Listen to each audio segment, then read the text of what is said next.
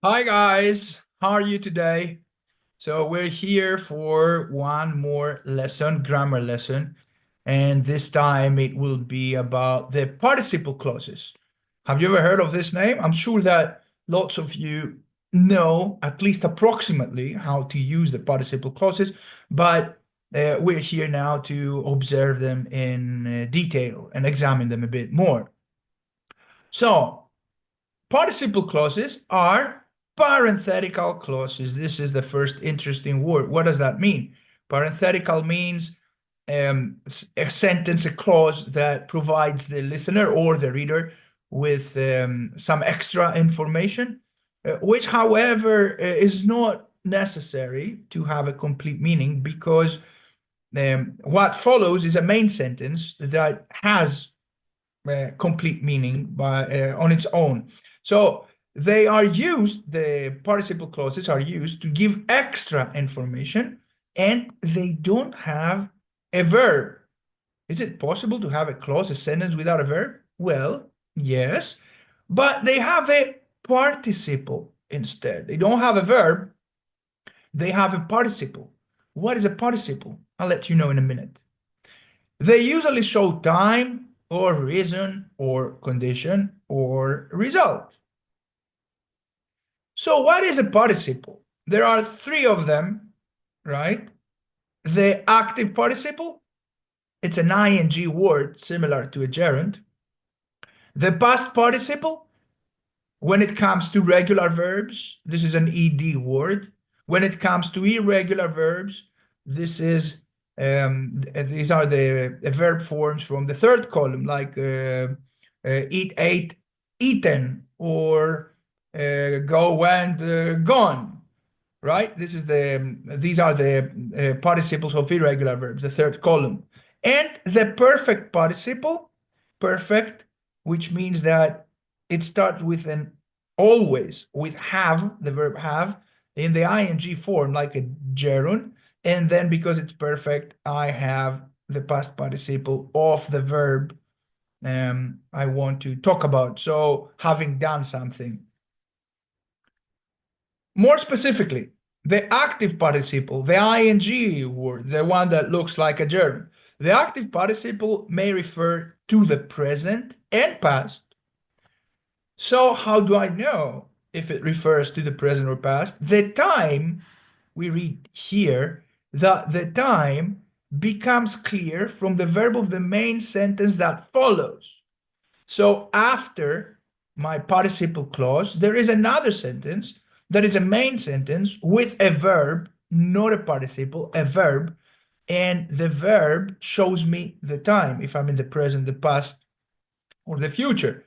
For example, believing this is right, here I have a comma, always, there's always a comma that separates the participle clause from the main sentence, from the main clause. Believing this is right, I really want to help you. So here is my active participle, believing, is that ing participle, right? So I don't know about the time, but when I get into the main sentence, I see that the verb is in present simple. So it's present, which means that the participle also refers to the present. Believing this is right, I really want to help you. Because I believe this is right, I really want to help you. And we also see that in this case, the active participle shows the reason, because I believe, right? Checking the instructions, comma, she realized her mistake. Here I see that my verb in the main sentence is in past simple, so it's past. So the active participle also refers to the past, and it can be analyzed like when she checked the instructions, she realized her mistake. So it shows time in this case.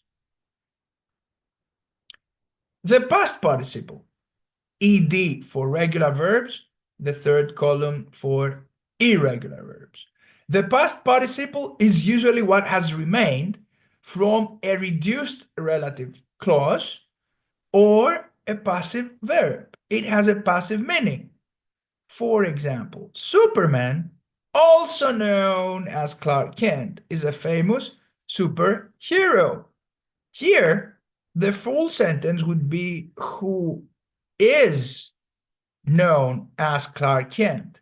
But because, guys, when I have who, these are the relative pronouns, who, which, or that, followed by the verb to be, I can omit the verb to be and the relative pronoun. So what remains is that past participle here, known, right? That is what has remained from the relative clause. So it's reduced, and at the same time, it was passive, right? Who is known, right? So this is how this past participle appeared. It's here also. Who is also known, right? Dressed as a clown, he had all the children laughing because he was dressed. I can, if I want to just, I can use just the past participle here, right? This is a passive verb, was dressed, that's passive. Last but not least, the perfect participle. The perfect participle refers only to the past, right? Which means that it can't refer to the present. We can analyze it in a sentence with past perfect.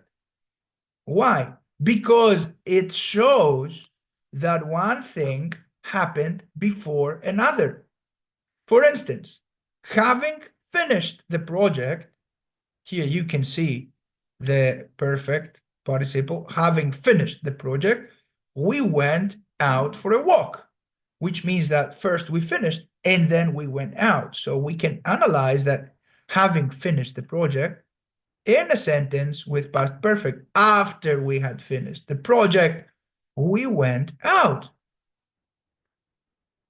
So guys, that's all about the participles and the participle clauses. I hope you enjoyed the video. See you later. Bye.